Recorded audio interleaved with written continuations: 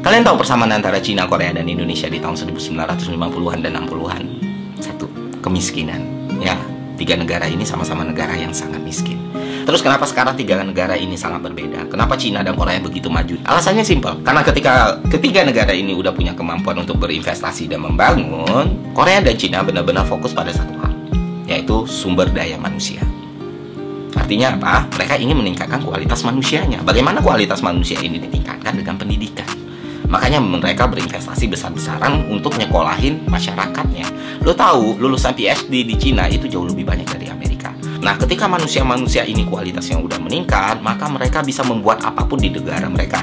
Jadilah Korea dan Cina semaju sekarang. Kenapa gue bilang pendidikan itu penting? Karena sistem sebagus apapun, se-out of the box apapun, sebrilian apapun, itu tidak akan pernah bisa optimal kalau kualitas manusianya masih rendah.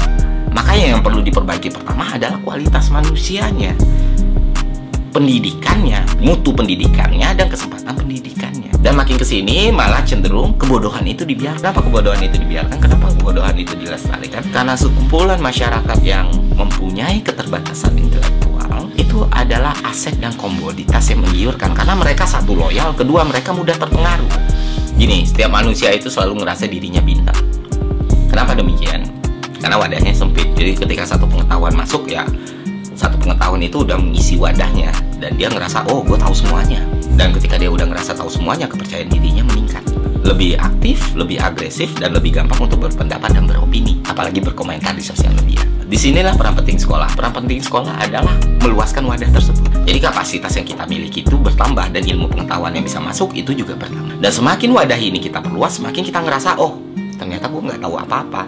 Nah, ketika kita ngerasa kita nggak tahu apa-apa, kita belajar untuk tahu. Dan ketika kita belajar untuk tahu, kita punya kontrol untuk berkomentar, berpendapat, dan beropini.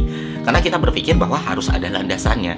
Semakin kita sekolah, wadah ini semakin luas lagi, sampai akhirnya ya kita benar-benar bisa menjadi manusia yang bijaksana. Itulah kenapa semakin cerdas seseorang, semakin luas pengetahuannya, dia akan cenderung semakin bijaksana dalam berpendapat. Beberapa orang mungkin sengaja membatasi wadah ini supaya berkembang di level tertentu, membiarkan orang-orang tetap dengan keterbatasan pengetahuan, dengan ego yang tinggi, dengan kepercayaan diri yang tinggi, yang nantinya akan dimanfaatkan menjadi satu tools atau komoditas memberikan keuntungan pribadi bagi si orang tersebut.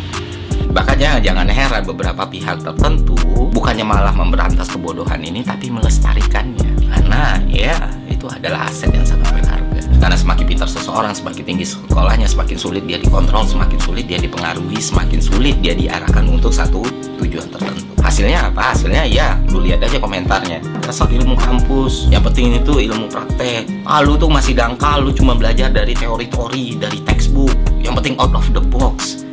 Gue baca komen itu, satu sisi terhibur, satu sisi, wah, PR kita untuk menjadi negara maju itu ternyata masih sangat jauh. Dan kalau kalian lihat polanya, orang-orang yang memiliki keterbatasan intelektualitas ini sangat-sangat gampang termotivasi dengan cerita-cerita kesuksesan orang-orang yang nggak sekolah. Lu kalau mau tahu cerita motivasi yang paling populer di Indonesia, ya motivasinya Bob Sadino. Wah, Bob Sadino sukses tanpa sekolah. Ya, sekolah memang tidak menjamin lu pintar, apalagi nggak sekolah.